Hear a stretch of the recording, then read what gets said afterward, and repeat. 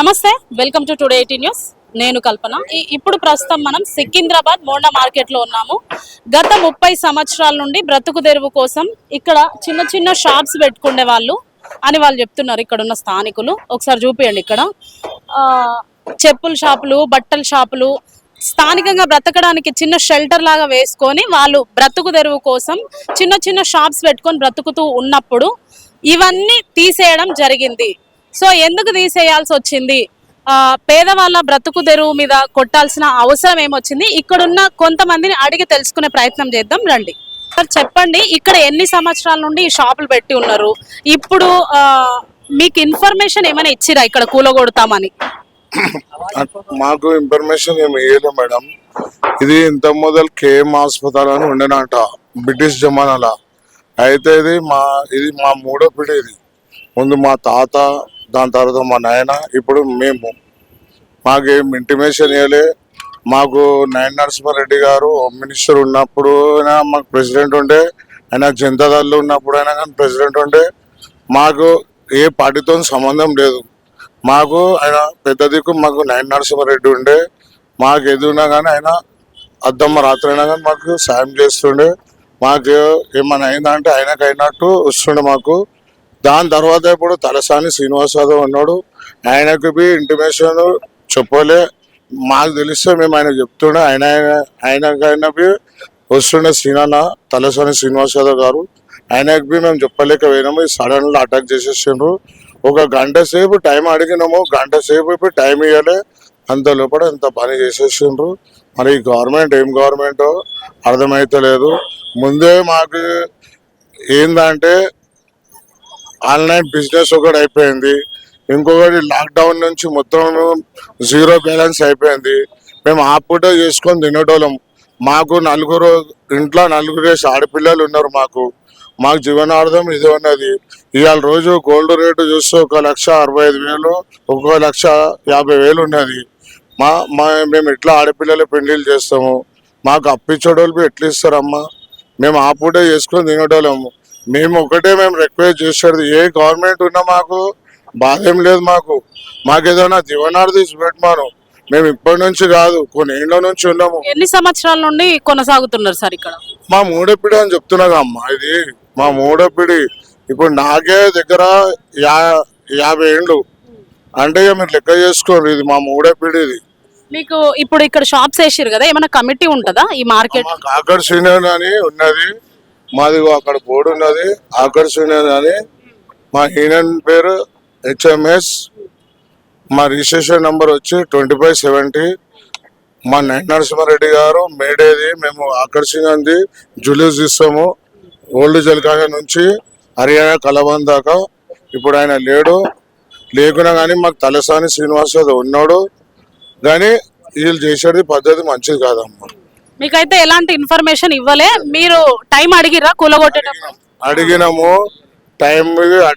Time ఇవ్వలే. ఇక దయచేసి మీరు వీడియో ద్వారా మాకు ఏదైనా మంచి తువ్వ చూపెట్టాలా. ఒక్కొక్క ఇంట్లో 5 మంది 6 మంది ఆడపిల్లలు ఉన్నారు. ఒక ఇంట్లో ఒక కుటుంబం బతకాలంటే 10 మంది 12 మంది ఉందమ్మా. ఇప్పుడు ఏమంటున్నారు సార్, ఇవన్నీ కూలగొట్టేసారు కదా, ఇక్కడ మామూలుగా అయినా బండ్లు పెట్టుకోవచ్చు, షాప్స్ పెట్టుకోవచ్చు అని అంటున్నారా, లేదంటే మొత్తానికే తీసేయమంటున్నారా? ఇప్పుడు అయితే వాళ్ళు ఏమంటున్నారు అంటే మొత్తం తీసేసిండ్రు, హైకోర్టు ఆర్డర్ ఉన్నది అని అంటుండ్రు.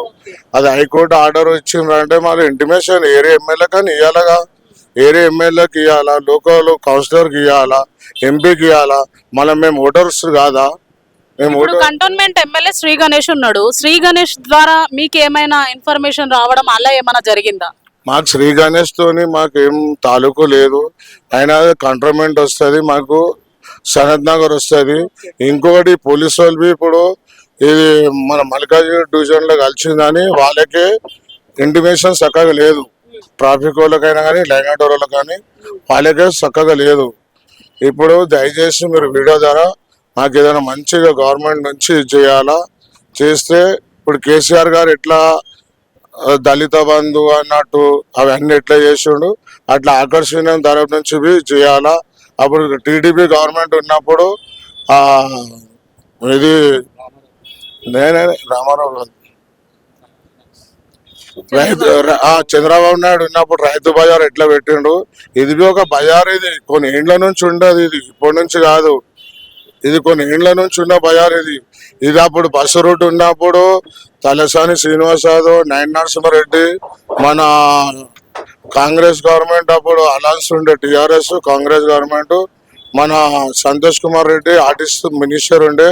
అయితే ఇది బస్ రూట్ ఉంటే బస్ రూట్ బి బంద్ చేసిండ్రు. మళ్ళీ ఏం ట్రాఫిక్ ఇబ్బంది అవుతుంది అర్థమైతే లేదు. సో ఫైనల్ గా కాంగ్రెస్ ప్రభుత్వం ఇలా చేస్తుంది అని అనుకుంటున్నారు. గత ప్రభుత్వం తీరు బాగుందా, ఇప్పుడు తీరు బాగుందా? మరి ఇప్పుడు ప్రభుత్వానికి మీరు ఏం చెప్పాలనుకుంటున్నారు? అదే మా ఇప్పుడు అందరికైతే తెలుస్తుందిగా, ఇప్పుడు ఏ ప్రభుత్వం ఏం చేస్తుందో అని అయితే తెలుస్తుందిగా, మేము చెప్పే అవసరం లేదుగా. రోలింగ్ లో ఇప్పుడు ఏ ప్రభుత్వం ఉన్నది, కాంగ్రెస్ ఉన్నది. ఆయన ఒక ఇంటికి 2500 ఇస్తా అన్నాడు, అది లేదు. పోనీ మా బతికేందో మేము చేస్తామంటే మాకేమో ఎట్లా చేస్తుండ్రు, ఎట్లా? ఇక మాకు టిఆర్ఎస్ గవర్నమెంట్ మంచిగుండే. మాకేందంటే ఏ గవర్నమెంట్ తో మాకు అవసరం లేదమ్మా. మేమేందంటే మేము ఆ పూట చేసుకుని తినేటోళ్ళము. మేము పోలీసు వాళ్ళతో ఒకటే ఇది చేస్తాము, మున్సిపాలిటీలతోనైనా కానీ పోలీసు వాళ్ళతోనైనా కానీ. మా ఏరియా ఎమ్మెల్యేతోని, మా ఏరియా ఎమ్మెల్యే తలసాని శ్రీనివాస్ యాదవ్ ఇప్పటి నుంచి కాదు, చిన్నప్పటి నుంచి ఆయన ఇక్కడ లోకలే, మమ్మల్ని అంతా చూసినోడే. మాకు ఏ ఆపద వచ్చినా కానీ ఇప్పుడు ఆయననే వస్తుండు. ఏంటంటే దయచేసి ఇట్లా లెక్క చేయవద్దు, తప్పు. మాలు బి తీయనీయలే మొత్తం. ఎట్లా అంటే మీ సామాన్ ఉన్నప్పుడే వచ్చి కూలగొట్టేసారు, సామాన్ తీసుకోవడానికి కూడా టైం ఇవ్వలే. మేము ఒక గంట సేపు టైం అడిగినా కానీ టైం ఇవ్వలేము. దయచేసి మీరు వీడియో ద్వారా మీరు ప్రభుత్వానికి ఎట్లా నచ్చ చెప్తారో చెప్పాలి మేడం. సో వింటున్నాం కదా, ఇంకా కొంతమంది మాటలను కూడా అడిగి తెలుసుకునే ప్రయత్నం చేద్దాము. గంట టైం అడిగిర్రంట, అక్కడ ఉన్న వస్తువులు తీసుకోవడానికైనా కనీసం మాకు టైం ఇవ్వండి అంటే ఆ టైం కూడా వాళ్ళు ఇవ్వలేదు అని చెప్పేసి కొంతమంది ఆ షాప్ కూలగొడుతుంటే కళ్ళు తిరిగి పడిపోవడం కూడా జరిగిందని ఇక్కడ స్థానికులు చెప్పడం జరుగుతుంది. చెప్పండి. కూడా చదువుతుంటే కూడా వచ్చి మీద పడేసినట్టుగా పడుతుంటే కూడా జరిగిన నేను బట్టలన్నీ దాంట్లోనే దుకాణంలోనే ఉన్నాయి. మొత్తం కూలగొట్టేసిరు, మొత్తం ఇటుకరాలు మీద పడేటట్టు కూలగొట్టినారు. జరిపోమన్నా ఆగండి మాలు ఉన్నది అన్నా కానీ ఊకోకుండా మొత్తం పటా తీసేసినారు, సదిరేసినారు. చదువుతుంటే కూడా మాలు సగం మాలు దాంట్లోనే ఉన్నది, స్టాండ్లు దాంట్లోనే ఉన్నాయి. మా మాల్ అంతా ఖరాబ్ అయింది మేడం. మరి మేము చిన్నప్పటి నుంచి దాని మీదనే బతుకుతాం. మరి ఎట్లా బతకాలనో వాళ్ళే ప్రభుత్వం మాకు ఒక ఆధారం చూపించాలి. మేము చిన్నప్పటి నుంచి ఇక్కడ రోడ్డు మీద మేము దగ్గర 60 సంవత్సరాల నుంచి బేరం చేస్తున్నాం మేడం. మేము మా అమ్మ కాడ నుంచి, మా అమ్మ తర్వాత మేము 50-60 సంవత్సరాల కాడ నుంచి, నేను చిన్నపిల్ల కాడ నుంచి, నాకు 8 సంవత్సరాలు ఉన్న కాడ నుంచి నేను రోడ్డు మీద కూర్చొని బతికిన మేడం. అప్పటి నుంచి అయినా కానీ ఇంతవరకు ఏ ఇబ్బంది లేకుండా ఉంది. కనీసం 1-2 సార్లు చెప్పేటోళ్ళు, ఈసారి అయితే ఏది లేదు, మొత్తం ఏకాఏకి వచ్చి కూలగొట్టేసారు మేడం. మరి మాకు ఒక్కసారి కూడా ఎవరు ఏం చెప్పలేదు, తీయాలా చేయాలని కూడా చెప్పలేదు. ఈసారి వచ్చి కూలగొట్టేసారు మేడం. ఇప్పుడు ఉన్న ప్రభుత్వానికి మీరు ఏం చెప్పాలనుకుంటున్నారు? మీ డిమాండ్ చెప్పాలనుకుంటున్నాం. మా దుకాణం మేము గరీబోళం, మాకు ఎక్కడ బతుకు తెరవలేదు. ఈ రోడ్డు మీద బతుకుతాం. మేము ఇక్కడనే పెట్టుకొని బతుకుతాం. మాకు ఆధారు చూపిస్తే మంచిగా ఉంటుంది మేడం. మేము ఏడా బతుకుతాం, మాకు చదువుకున్న వాళ్ళం కాదు. మరి ఏదైనా జాబులు చేసుకొని బతుకుతందుకు మేము రోడ్డు మీద బతికేటోళ్ళం, రోడ్డు మీదనే బతుకుతాం. మరి అట్లనే మాకు ఆధారం చూపియండి, మనోండి చూపిస్తే మంచిగానే ఉంటది. ఇంతమంది జనం పబ్లిక్ ఆగమైనారు మేడం. ఇవాళ అయితే మొత్తం అంగమంగా, నాకైతే చక్కెర వచ్చింది మేడం, కళ్ళు తిరిగినాయి. 2-3 పోరగాళ్ళు వచ్చి చదిరినారు మాలంతా. పాపం ముసలం ఒక్కతే చదువుకుంటుంది, ఆడపిల్లలు చదువుతుంది. నా బిడ్డకు కూడా భర్త లేడు, నా బిడ్డ కూడా ఇక్కడనే నా దగ్గరనే బతుకుతుంది. ముసలోళ్ళం మేడం, మేమైతే చాతగాని వాళ్ళము. మరి మాకు షుగరు బీపీలు ఉన్నాయి. మరి మేము ఎట్లా బతకాలి? మాకు ఆడపిల్లలు, మాకు మగపిల్లలు కూడా లేరు, ఎవరు తీసుకొచ్చి పెట్టేటోళ్ళు కూడా లేరు నాకు. మరి ఎట్లా బతకాలి మేడం? ఇదే మాకు చెప్పేది, నేను మాట్లాడేది. ఇన్ని సంవత్సరాల నుంచి కూడా మాకు ఇంతవరకు కూడా ఏ ఇబ్బంది లేదు మేడం. వచ్చినారు, చెప్పినారు, తీసేసినారు, కానీ ఇంత కటాసెట్గా ఎప్పుడూ లేదు మేడం. ఈసారి చేసినట్టుగా ఎవరు కూడా చెయ్యరు. గత ప్రభుత్వం ఎలా ఉంది? గత ప్రభుత్వం తీరు, ఈ ప్రభుత్వం ఎలా ఉంది? ఈ ప్రభుత్వం ఇట్లా చేస్తుంది మేడం. ఈ ప్రభుత్వం మాకు ఎప్పుడైనా మంచిగానే ఉంది, ఈసారి ఇట్లా జరిగింది మేడం. మరి రేవంత్ రెడ్డికి ఏం చెప్పాలని ఏం చెప్పాలనుకుంటున్నాం అంటే మాకు ఇట్లా పరిస్థితి ఏంది, మమ్మల్ని ఇట్లా బతకనీయకుండా చేస్తున్నారు సార్. మరి మీరన్నా మాకు ఆధారం చూపియండి. మరి మీరు ముఖ్యమంత్రి అయినారు, మరి మమ్మల్ని ఇంత ఇబ్బంది పెట్టకూడదు కదా. మేము బతికేది రోడ్డు మీద, మరి మాకు ఆధారం చూపించి మీరు ఏం చేసినా ఎక్కడన్నా మాకు చూపించి మీరు చేయండి. మాకు ఏదన్నా బతుకుదెరువు చూపియండి. మరి ఎక్కడన్నా షాపులన్నా ఎక్కడన్నా చూపిస్తే మాకు ఇంత ఇబ్బంది కాదు. ఇదంతా అమ్మ చెప్పండి, మీరు ఎన్ని ఏండ్ల నుండి ఉన్నారు ఇక్కడ, ఏం చేస్తుంటారు? సంవత్సరాల నుంచి ఉన్నాం మేడం. 20 సంవత్సరాలు. ఇప్పుడు ఇది కూలగొట్టినప్పుడు మీకు చెప్పిరా? చెప్పినాం. వాళ్ళు చెప్పిరా మీకు? చెప్పలేదు. మరి ఏం చెప్పాలనుకుంటున్నారు కాంగ్రెస్ ప్రభుత్వం? మాకు మేము ఎట్లా బతకలేదు మేడం, మళ్ళా మేము గరీబ్ వాళ్ళము, మాకు ఏం లేదు. మా భర్త చచ్చిపోయి 3 సంవత్సరాలు అవుతుంది. నాకు ఇప్పటి వరకు పింఛన్ లేదు, నాకు జాగ లేదు, భూమి లేదు, ఏం లేదు. ఎట్లా బతకాలి మేము? ఏదో రోడ్డు మీద దండ చేసుకొని బతుకుతున్నాం. తీరని సతాస్తున్నారు రోజు. ఇన్ని రోజులకు ఎవరు అనలేరు, ఇప్పుడు ఎందుకు ఇట్లా బాధ పెడుతున్నారు మమ్మల్ని? 30 ఏండ్ల సంధి ఎవరైనా అన్నారా ఇక్కడ ఏమైనా? ఎవరేమనలేరు. ఇప్పుడే ఫస్ట్ టైం ఇన్ఫర్మేషన్ ఇచ్చిరా కూలగొడతామని? ఇయ్యలేరు మేడం, సడన్ గా వచ్చి తీసేయమన్నారు అంతే. అమ్మ చెప్పండి.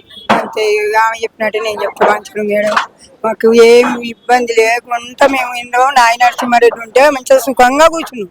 ఆ నాయన పోయిండు, రేవంత్ రెడ్డి వచ్చిండు, మమ్మల్ని ఇబ్బంది పెడతాడు. మా భర్త లేడు, మా ఆయన చచ్చిపోయిండు, నాకు పింఛన్ లేదు. దయ మరి ఆయన ఏం చేస్తాడో మరి. రోడ్డు మీద బతకనిస్తలేడు, రోడ్డు మీద కూడా బతుకుదామంటే బతకనిస్తలేడు. మరి ఏం చేస్తారో మా దగ్గర పెట్టిపోవాలి. సో చూసాం కదా వాళ్ళ ఆవేదన. ఇంకా కూడా కొంతమంది ఉన్నారు, మేమేం చేయాలి, ఎలా బ్రతకాలి, ఆఖరికి రోడ్డు పైన కూడా మమ్మల్ని బ్రతకరియరా అంటూ వాళ్ళ ఆవేదన వ్యక్తం చేస్తున్నారు. ఇంకా కొంతమంది ఉన్నారు, వాళ్ళని కూడా అడిగి తెలుసుకునే ప్రయత్నం చేద్దాం.